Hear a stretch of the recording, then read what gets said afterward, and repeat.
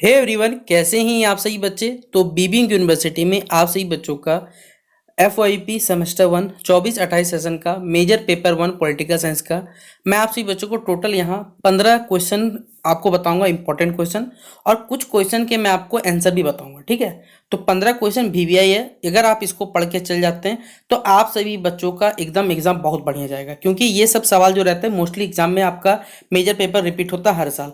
तो चलिए उन सवालों को हम लोग कवर करते हैं। अगर आपको ये वीडियो पसंद आता है, वीडियो को आप लोग लाइक करिएगा। अगर आप हमारे चैनल पर न्यू आए, चैनल सब्सक्राइब कर लीजिएगा, साथ में बेल आइकन पर क्लिक कर लीजिएगा, ताकि इसी प्रकार जब भी न्यू वीडियो का आपको अपडेट मिल जाएगा। और आप सही बच्चों को हमने अपने चैनल पे जो भी चीज़ पढ़ना हो, चाहे इसी हिंदी हो, इंग्लिश हो, digital education, mathematical, understanding India, जो भी सब्जेक्ट है वो सभी का देखिए वीडियो अपलोडेड है, प्लेलिस्ट बना हुआ है, जाके देखिए, एग्जाम की मस्त से तैयारी करिए। तो चलिए सबसे पहले देखिए आपका जो सिलेबस है जान लीजिए 1 मिनट के लिए। ठीक है, क्योंकि अगर आपको सिलेबस नहीं मालूम रहेगा ना तो आप प्रीवियस ईयर क्वेश्चन पेपर को भी समझ नहीं पाओगे, इंपॉर्टेंट क्वेश्चन समझ नहीं पाएंगे कौन से टॉपिक से दिया हुआ है।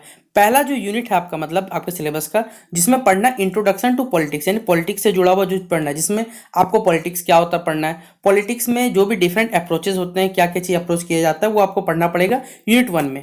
यूनिट 2 में जो हमें पढ़ना है बेसिकली सेंट्रलिटी ऑफ स्टेट पढ़ना है, जिसमें स्टेट क्या होता है, why state occupy central position in discussion politics, ये पढ़ना है। थ्योरी ऑफ स्टेट पढ़ना है, अंडरस्टैंडिंग और जो बेसिकली आइडियोलॉजीज होते हैं किसी भी स्टेट के, वो बताना है। किस प्रकार हमारे पे ग्लोबल जो ग्लोबलाइजेशन रहता है वो किसी प्रकार स्टेट के रोल को चेंज करता है in the era of globalisation पढ़ना है। फिर यूनिट 3 जो हमारे पास स्टेट और नेशन, यानी एक राष्ट्र और एक हमारे राज्य के बीच में अंतर समझना है, क्या क्या डिबेट्स होते हैं नेशन और नेशनलिज्म के बीच में, ये पढ़ना है।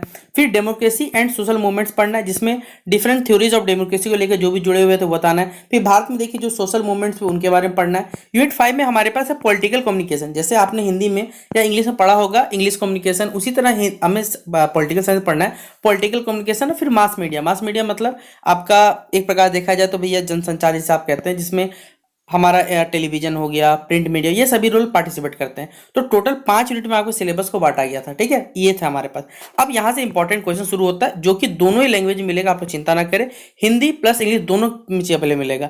आप क्वेश्चन को नोट डाउन करिए, आपके पास चैट जीपीटी का आप इस्तेमाल कर सकते हो, बेसिक गूगल का इस्तेमाल कर सकते हो, जैसे चाहो आप, आपको सारे के सारे क्वेश्चन वहां से आंसर मिल जाएंगे। ठीक है, पहला ही सवाल है, what is globalisation and how has globalisation affected the role of the state, यानी भूमंडलीकरण क्या होता है। यानी देखिए पहले ये जो सवाल दिख रहा है आपको, व्हाट इज ग्लोबलाइजेशन, ये आपका जो सिलेबस है, अगर आपने प्रीवियस बेसिकली एग्जाम पैटर्न जाना होगा तो एग्जाम पैटर्न में set group A group B रहता है। ठीक है, group A group B, group A जो रहता है वो 15 मार्क्स का रहता है।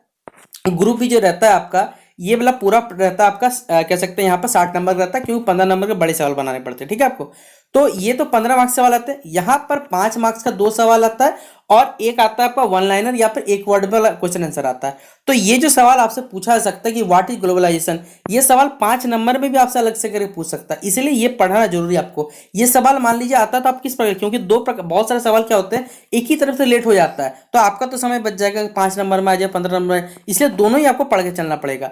तो पहला ही सवाल क्या है, व्हाट इज ग्लोबलाइजेशन, यानी भूमंडलीकरण क्या होता है या वैश्वीकरण आप जिसे पढ़ सकते हैं, and how has globalisation affected the role of the state, यानी भूमंडलीकरण ने राज्य की जो व्यवस्था या राज्य की जो भूमिका है उसको कैसे प्रभावित किया, ये भी आपको पढ़ना पड़ेगा।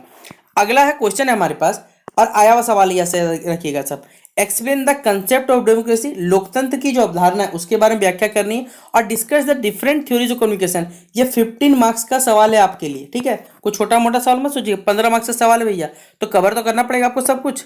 तो यहाँ पर आपको सबसे पहले क्या करना है, डेमोक्रेसी का परिभाषा देना है, डेमोक्रेसी क्या होता है। उसके बाद जो डिफरेंट कंसेप्ट्स है डेमोक्रेसी को लेकर, सभी का विचारधारा क्या है, वो थ्योरीज के अंतर्गत आ जाता है। तो ये सवाल दोनों ही आपको कवर करना है। ठीक है, एक अलग से पूछा सकता है कि एक्सप्लेन डेमोक्रेसी या फिर explain the concept of democracy, और दूसरा ये सवाल अलग से पूछ सकता है कि discuss the different theories, discuss the different theories of democracy, यानी लोकतंत्र के विभिन्न सिद्धांतों पर आपको चर्चा करना है। तो ये सवाल 15 मार्क्स का आएगा पेपर में, इसे भी नोट डाउन अच्छे से कर लीजिए आप लोग। अगला सवाल है हमारे पास, explain the concept of politics, राजनीति का जो अर्थ है वो आपको क्या करना है, समझाना है। फिर अगला इसी क्वेश्चन में जुड़ा हुआ है कि discuss the different approaches to understanding politics, और राजनीति को समझने के लिए विभिन्न दृष्टिकोणों पर क्या करना है, आपको चर्चा करना है। यानी राजनीति क्या है सबसे पहले आप उसको समझाइए, उसके बाद राजनीति को समझने के लिए जो लोगों के अलग अलग दृष्टिकोण है राजनीति देखने के पर्पज में, उसको भी आपको क्या करना है, इसको चर्चा करना है। और ये भी सवाल कितने मार्क्स से आता है, 15 मार्क्स से सवाल आता है, तो इसे भी आपको अच्छे से करना है सवाल को।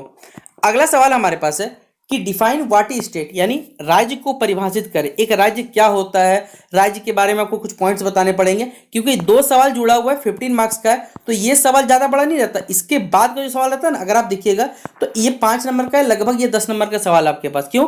क्योंकि यहाँ बोला गया है कि discuss the different theories of the state and its role in society, यानी राज्य के जो भी सिद्धांत होते हैं उस पर आपको चर्चा करना है और हमारे समाज में उसकी क्या भूमिका होती है उसकी समझाना पड़ेगा। तो ये सवाल 15 मार्क्स का आता है आपके पेपर में। तो क्वेश्चन नंबर 4 को नोट डाउन करिएगा। अगला सवाल है, differentiate between state and a nation and how do this concept related to each other. देखिए, पहला तो सवाल बोला गया कि एक राष्ट्र और राज्य के बीच में अंतर को आप लोग क्या करें, स्पष्ट करें। और दूसरा, दोनों के बीच में जो अवधारणाएं होती हैं, जो कंसेप्ट होते हैं, वो एक दूसरे से कैसे संबंधित होते हैं, ये पूछा गया है। तो यहाँ से यहाँ देखिएगा, ये एक अच्छा क्वेश्चन है और ये भी एक अच्छा क्वेश्चन है। लगभग देखिए, इस क्वेश्चन पर आप 6 नंबर वेटेज मान के चल सकते हो और इस क्वेश्चन 9 नंबर का वेटेज है आपके पास, ठीक है। क्योंकि आपको लगता है कि छोटा सा क्वेश्चन, नहीं भाई, 15 मार्क्स से जितना भी सवाल पूछा जाएगा तकरीबन 2 से 3 पन्ना आपको लिखना पड़ेगा और सवाल जितना ज्यादा अच्छे से लिख पाइएगा, पेपर में लिखिएगा, तो ही आपको मार्क्स मिलेगा। वरना फिर आप बोलिएगा सर एक पन्ना लिख के आ गया फिर हमें मार्क्स नहीं मिला, तो भाई गलती आपकी रहती है। आप अगर क्वेश्चन जैसा पूछा गया उस हिसाब से अगर नहीं लिखोगे, नहीं मिल पाएगा आपको नंबर, याद रखिएगा, ठीक है। फिर अगला सवाल है हमारे पास, what is political communication. Political communication क्या होता है and why it is important in the functioning of democratic society. राजनीतिक संचार क्या है और जो भी लोकतांत्रिक हमारे समाज है उनमें इसके कार्य का क्या महत्व है, ये भी बताना पड़ेगा। तो पॉलिटिकल कम्युनिकेशन क्या होगा बता लीजिएगा, इसका क्या फंक्शन होता है बेसिकली हमारे पर डेमोक्रेटिक सोसाइटी में, ये भी आपको बताना है। अगला क्वेश्चन है, ग्लोबलाइजेशन या वैश्वीकरण। ये 5 नंबर सवाल में आया हुआ था पेपर में। तो छोटा सा क्वेश्चन देखिए, लिख ही दिया, राइट शॉर्ट नोट्स ऑन। तो 5 नंबर सवाल में आपको यूजफुल पड़ा ना, वही क्वेश्चन देखिए रिपीट हो जाएगा तो आपके लिए बेनिफिट है। फिर अगला बोला गया, right the meaning of nationalism. Nationalism के बारे में बताना है, राष्ट्रवाद क्या होता है, और ये सवाल भी आपको 5 मार्क्स से पेपर पूछा जाता है। अभी हमने आपको 15 मार्क्स से भी सवाल बताया, 5 मार्क्स से सवाल बताया। इसके अलावा देखिए, आपके सिलेबस में देखिए डिफरेंट थ्योरीज पढ़ने, जिसमें आपसे बच्चों को अरस्तु का सिद्धांत यानी एरिस्टोटल का सिद्धांत भी आपको पढ़ना है और जो बेसिकली प्लेटो का सिद्धांत है उसको भी पढ़ना है। दोनों ही सिद्धांत में से देखिए कोई एक सिद्धांत आने का मतलब जो बेसिक थ्योरी रहता है वो आने का संभावना रहता है। पिछले बार का पेपर देखिएगा तो उसमें पेपर में आया हुआ था, क्योंकि अगर आप पहले सिलेबस को देखते होगे तो सिलेबस के अकॉर्डिंग देखिए बहुत सारा क्वेश्चन बन सकता है। तो ये वाला सवाल शायद आपको इस बार पेपर में देखने में मिल सकता है, या तो प्लेटो या तो अरिस्टोटल वाला सवाल, ठीक है। कि प्लेटो के आदर्श जो राज्य सिद्धांत होते हैं उसकी विवेचना करें, discuss the platonic theory of ideal state. और क्वेश्चन नंबर 10 देखिए, अभी हमने जस्ट पढ़ा, राज्य और राष्ट्र में अंतर करें, वही क्वेश्चन देखिए यहाँ पर भी रिपीट हुआ है, लेकिन ये क्वेश्चन 15 मार्क्स में रिपीट हुआ, याद रखिएगा। 15 मार्क्स का सवाल है तो बड़ा करके इसको लिखना पड़ेगा। सिर्फ आपको 5 नंबर के लिए नहीं आने वाला इस प्रकार सवाल, 5 नंबर एक पेज लिख दिया कोई दिक्कत नहीं, लेकिन 15 मार्क्स है तो कम से कम 3 पन्ना या 2 से ऊपर पन्ना लिखना पड़ेगा आपको। फिर क्वेश्चन में 11 है, वैश्वीकरण यानी कि जो ग्लोबलाइजेशन है उसमें राज्य की भूमिका का वर्णन करना है, यानी स्टेट का क्या रोल होता है ग्लोबलाइजेशन में, आपको यह बताना पड़ेगा। फिर अगला सवाल है देखिए, लोकतंत्र का जो मार्क्सवादी सिद्धांत होता है उसके बारे में आपको व्याख्या करना है, यानी discuss the Marxist role, Marxist theory of basically democracy, ये आपको चर्चा करना है और ये भी 15 मार्क्स का सवाल है, याद रखिएगा। अगला देखिए, आपके सिलेबस में क्या है, रिलीजियस मूवमेंट्स के बारे में पढ़ना है, सोशल मूवमेंट्स पढ़ना है।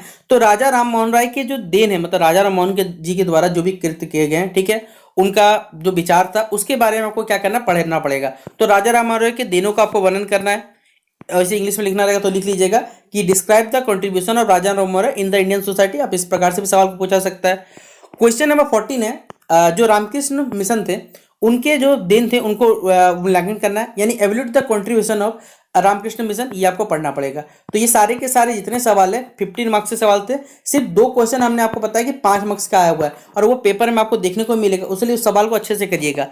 अब यहाँ से देखिए, जो भी सवाल स्टार्ट होते हैं इसका आपको आंसर भी मिलेगा, चिंता मत करिए। ये सारे के जैसे ये क्वेश्चन जो है हमने आपको अपने चैनल में वीडियो बनाया हुआ था मेजर पेपर पॉलिटिकल साइंस का, उसमें ये सवाल करवाया हुआ है कि आधुनिक जो राजनीतिक व्यवस्था है उसमें संचार की भूमिका जो होती है एवं उसके कार्यों को परीक्षण करना है। तो यहाँ से आप इस सवाल को, जो भी बच्चे हिंदी में लिखना चाहे आप हिंदी में लिख लीजिएगा, जो बच्चे इसे इंग्लिश में लिखना चाहे आप इसे इंग्लिश में नोट डाउन कर सकते हैं, ठीक है। देखिए यही लिखा हुआ है, राजनीति संचार सिद्धांतों का राजनीति में किस प्रकार उपयोग होता है। पॉइंट वाइज देखिए, जितना हो सकेगा लिखिएगा ना, ज़्यादा सही रहता है, मेरे हिसाब से एक्यूरेट रहता है।